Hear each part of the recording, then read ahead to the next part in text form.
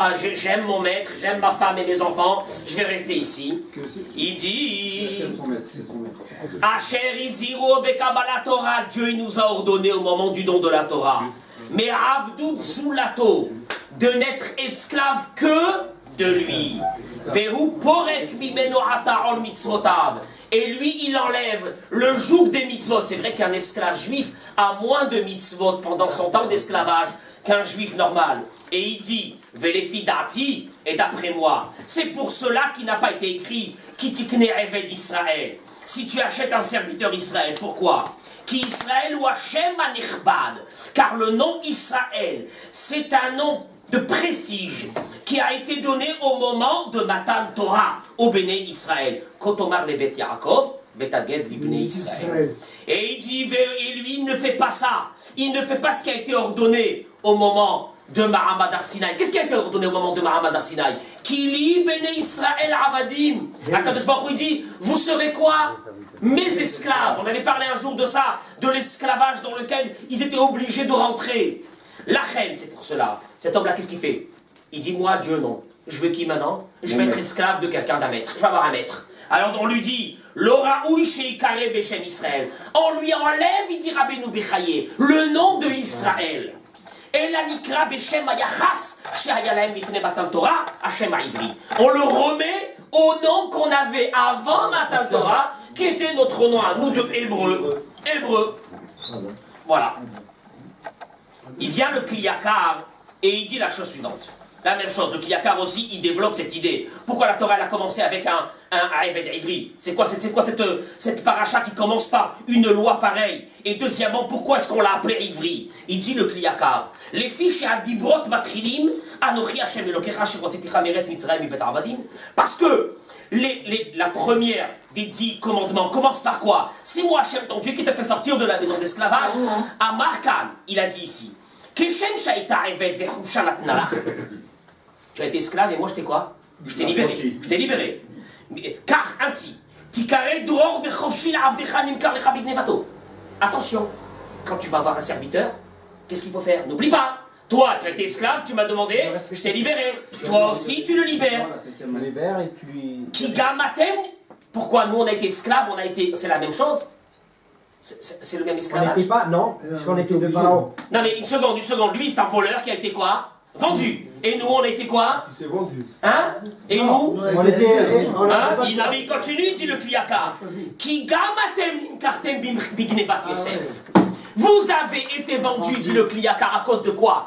On est parti en Égypte à cause de quoi? Parce que nous avons vendu notre frère Yosef. Donc ça revient au même. Vous êtes des voleurs, vous avez été vendus en esclavage. Je suis venu, je suis quoi? Je vous ai libéré. La même chose, vous avez un esclave, première halakha, Mibet Avadim, Anochi Hashem Elokecha, c'est la première, premier commandement. Asher Otzeticha Meretz Mitzrayim Mibet Avadim. Tu as bien vu que tu étais un voleur, tu as été vendu en esclave, et qu'est-ce que je t'ai fait moi? Je t'ai libéré. Ainsi, je te demande que quand tu auras un esclave, un voleur bien sûr, eh bien, après les 6 ans, n'oublie pas de le... Tu l'oublies chez toi à la maison là-bas, hein, surtout pas. Il continue. On a été vendu parce qu'on a volé Yosef. Il continue et il dit la chose suivante. Et pourquoi c'est marqué Ivri? Les fichiers Kol Zera Avraham Ayou Me'ever Hanahar. Bon, il développe encore l'idée de Eved Ivri par rapport à ça. Vient le Baal Megalé Aboukot. Le Megalé Aboukot, un très grand rave qu'il y avait, je crois, en 1580. Il était le rave du Shach, du cité Kohen, sur le Beth Yosef, sur le tour. Et il dit la chose suivante. Il dit Parashat Mishpatim, la Parashat Mishpatim, Patra Be'eved Ivri. Pourquoi est-ce qu'on a commencé avec le serviteur juif? Tu sais pourquoi? Léodia, pour te faire rappeler. Chez Galout Mitzraïm Alta Biglal Yosef Atzadik. Alors lui, il étale. Il dit directement, parce que la galoute de l'Égypte est venue à cause de quoi? À cause qu'on a vendu Yosef, Velachem. Et c'est pour cela, on a commencé par Kitikne Eved Ivri. Hashem Eved Ivri, parce que le nom de Eved Ivri, où il a été dit? Le premier, où il a été dit, où il y a eu un serviteur hébreu, Yosef Atzadik. Donc toi, souviens-toi d'une chose, que quoi? Que tu as vendu ton frère et tu t'es retrouvé esclave en Égypte. Il te dit le Baal Megalé Aboukot.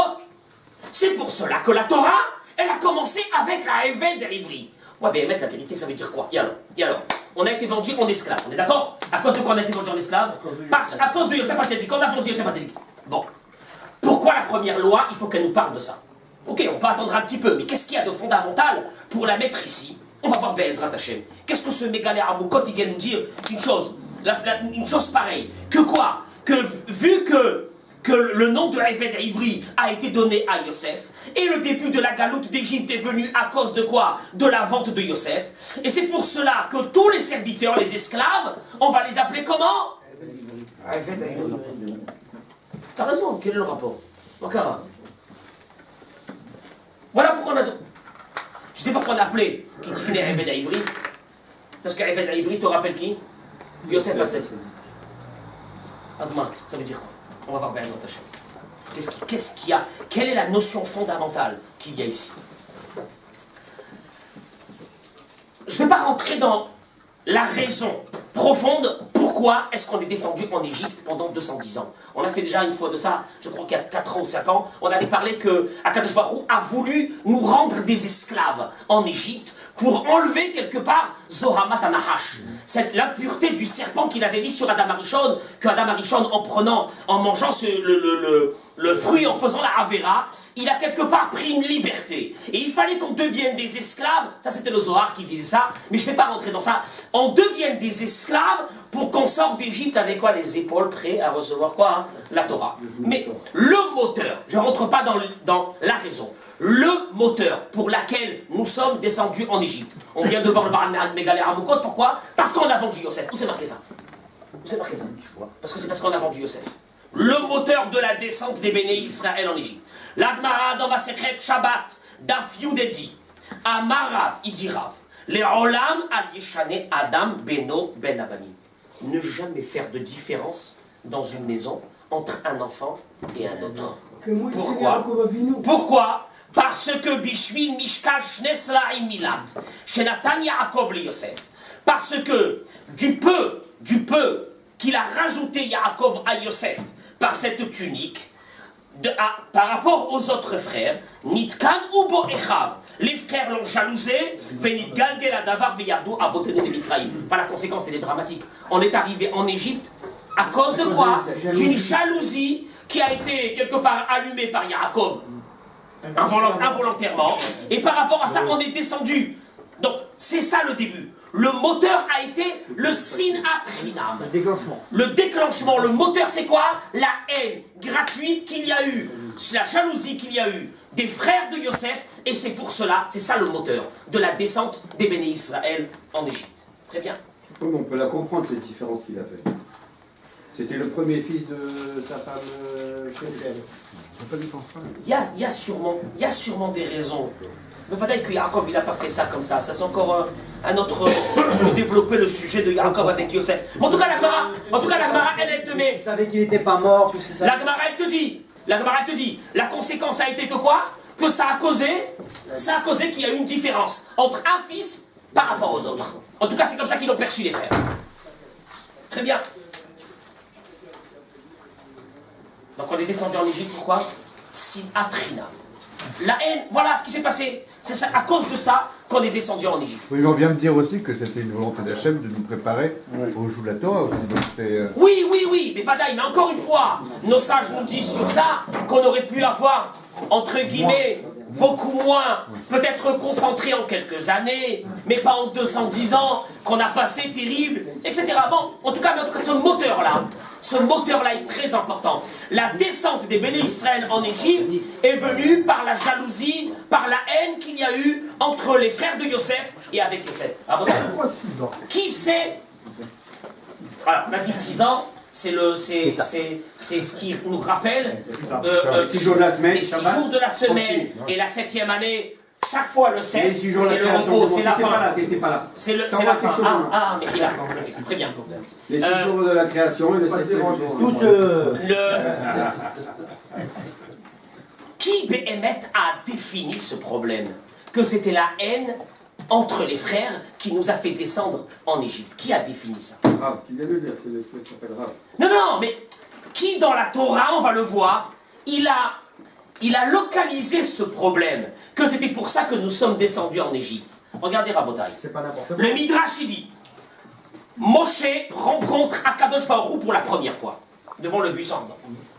Combien de temps il est resté Hachem à convaincre Moshe? Le Midrash, il dit, il a essayé de le séduire à Kadosh Baruch Hu pour qu'il aille sauver les bénis Israël, il ne voulait pas. Combien de jours?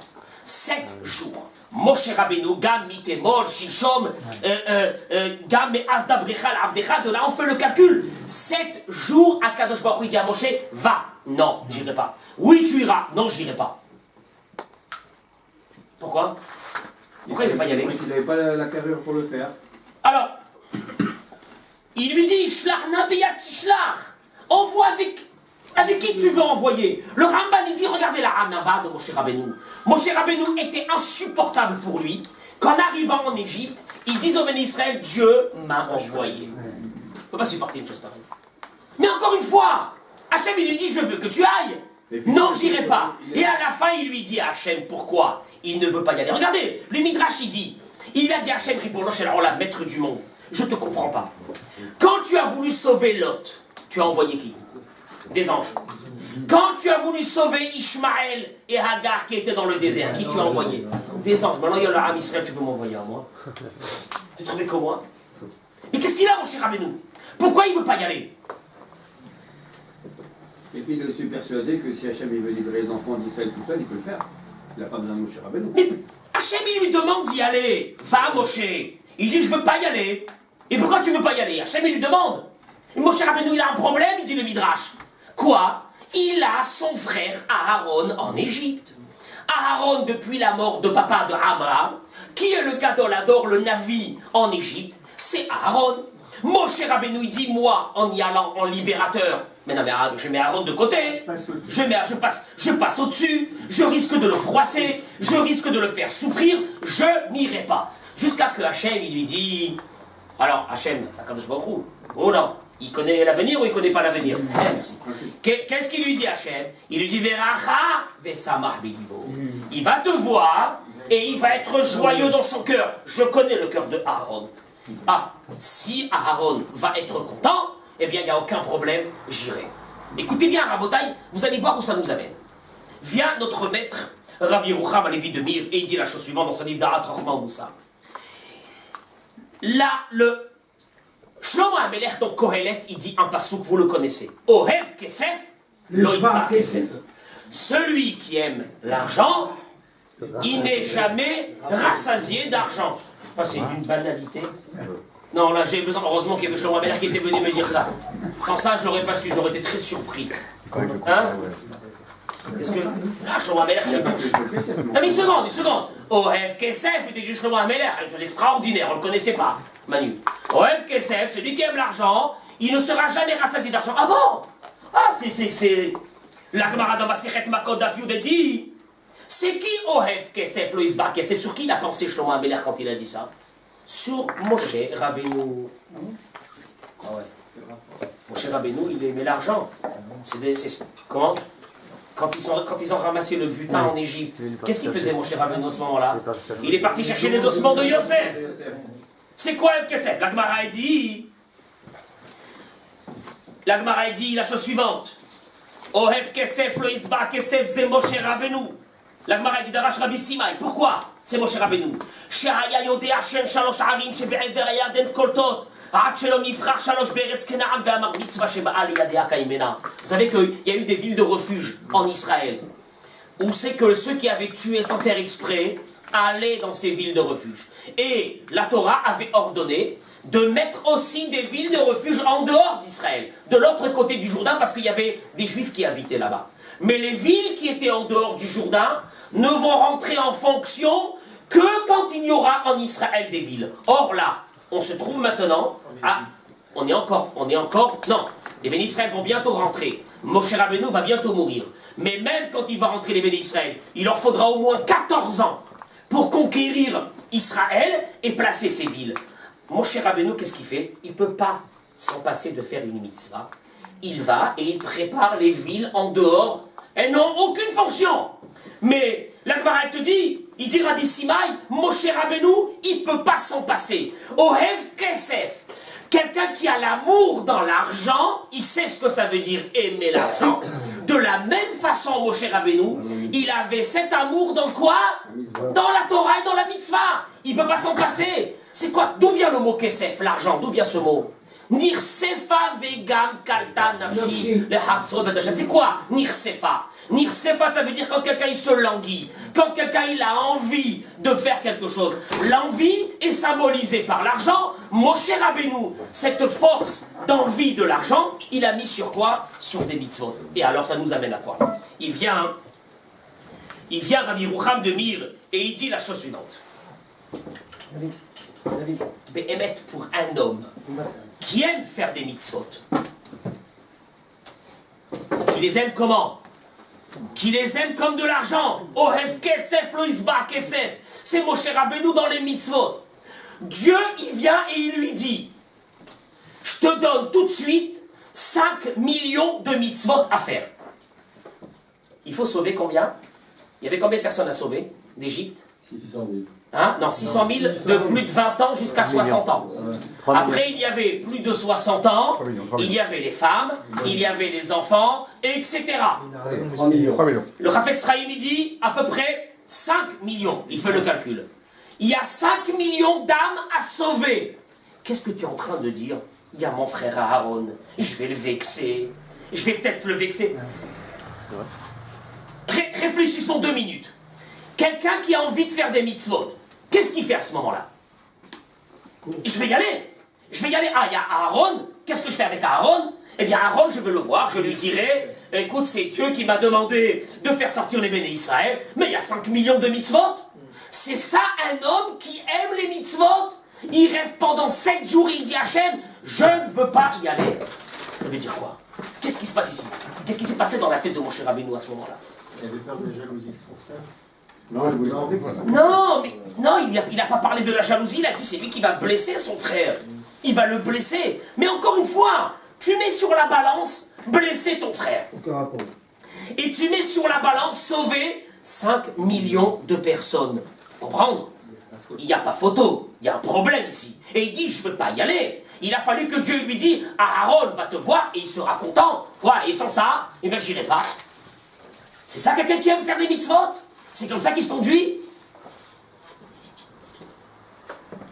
Il y a encore une autre question que nos sages demandent aussi. Elle est un peu plus technique, mais elle est simple aussi. Il lui dit, je ne vais pas y aller parce que mon frère va se vexer. On dirait que c'est un paramètre que Dieu n'avait pas. Si quelqu'un te missionne, un homme qui te missionne pour aller faire quelque chose, et d'un seul coup tu te rends compte que dans la mission il va y avoir un problème, qu'est-ce que tu fais? Tu lui dis. Mais Akadosh Baruch Hu lui a dit va, ça veut dire quoi? Je prends en compte qu'il y aura ton frère, il va être blessé, mais je te demande d'y aller. Elle dit Akadosh Baruch Hu, ah pardon Hachem, il y a un problème, t'as oublié. T'as oublié quoi? Hachem il a oublié. Quoi? Il y a mon frère Aaron, il va être blessé. Ah, comme si Akadosh Baruch Hu il n'a pas pris en compte ça, ça veut dire quoi? Qu'est-ce qui se passe ici? Il vient Raphaël Friedlander dans le livre de Shemot et il dit la chose suivante. Il faut savoir une chose, que quand Akadosh Baruch Hu donne une mitzvah à un homme, comme à Moshe Rabbeinu, il y a ici une notion qui est très importante. C'est que celui qui reçoit la mitzvah doit prendre en compte toute la Torah entière. Ça veut dire quoi? Concrètement, ça veut dire quoi? Moshe Rabbeinu, Dieu, à la fin de sa vie, il lui dit « Va venger ce que nous ont fait le peuple de Midian. » Qu'est-ce qu'il fait Moshe Rabbeinu? Il n'y va pas. Qui il envoie Elazar, il envoie Pinchas. Mais lui, il n'y va pas. Pourquoi il n'y va pas? Mais Hachem, il lui a dit « Va !» Pourquoi il n'y va pas? Ils l'ont accueilli. Ils l'ont accueilli. Parce que le peuple de Midian avait accueilli Moshe, Kful Tova, Akaratatov, reconnaissance du bien. Moshe Rabbeinu, il sait une chose, que quand Akadosh Baruch Hu le missionne, il faut qu'au moment où Moshe accepte la mission, il y a dans l'acceptation de la mission un paramètre très important. C'est que l'ordre donné par Hachem, Chasvé Shalom, ne télescope pas une mitzvah de la Torah qui a été donnée. Mais c'est possible ça? Comment? Comment c'est possible? Voilà, mon cher Rabbeinu n'est pas parti. Hachem lui a dit va. Ça veut dire... Comment Hachem peut donner un... Oh, alors justement, qui télescope Hachem a donné l'ordre à Moshe, et Moshe doit analyser. Est-ce que ça correspond à toute la Torah et y aller? Si ça ne correspond pas, c'est dans l'ordre divin que Moshe doit missionner quelqu'un d'autre, mais de ne pas y aller. Et il dit la même chose. Regardez Rabotai. Il dit Raphaël Friedlander la chose suivante. Moshe Rabbeinu, il a un problème. Dans la paracha de cette semaine, c'est marqué Kol almana veyatom loteranu. Interdiction de faire souffrir une veuve et des orphelins. Parce que Hasve Shalom, ici, il crie vers moi, Veshamati, je vais écouter, Shamoua et Shmatzarakato, je vais écouter ses cris. Rachid dit, quoi, il n'y a que la veuve et l'orphelin qui ne vont pas faire souffrir, et les autres? Et les êtres humains, lambda, normaux, est-ce qu'on a le droit de les faire souffrir? Il dit Rachid, ou al dit Nicolas Dame, si l'interdiction elle est de faire souffrir n'importe qui, mais simplement le passouk a parlé de quelque chose de normal. Dans la normalité, on a tendance à faire souffrir qui? Ceux qui sont faibles. On est d'accord? Mais bien sûr. Hein? Faibles et seuls. Faibles et seuls. Mais bien sûr qu'il est interdit de faire souffrir n'importe qui. Moshe Rabbeinu, il dit Raphaël Friedlander, il dit la chose suivante, Dieu il m'a dit de partir. Mais il y a un deuxième calcul, c'est quoi? Il y a un homme qui va souffrir. Alors, si Akadosh Baruch, parce qu'encore une chose, si Dieu lui aurait dit, va, même que Aaron, ton frère, souffre, vas-y quand même. Là, bien sûr, que Moshe Rabbeinu, il serait parti. Mais là, quand Hachem lui a donné l'ordre de partir, Moshe Rabbeinu, qu'est-ce qu'il dit? Si j'y vais, je fais souffrir mon frère. Si je fais souffrir mon frère, ce n'est pas dans la volonté de Dieu que moi j'y aille, je n'irai pas. Et d'ailleurs, il dira Friedlander, peut-être que c'était là le Nisayon de Moshe Rabbeinu. Est-ce qu'il va y aller quand même, ou il va dire non, j'irai pas? J'irai pas. Il y a une mitzvah, tu me donnes une mitzvah, mais dans cette mitzvah, vu qu'il y a un problème avec quelque chose de la Torah, apparemment c'est pas moi qui dois y aller. Je dois nommer quelqu'un d'autre. Jusqu'à que Dieu lui a dit quoi? Non. Aaron est joyeux et il est content que tu viennes.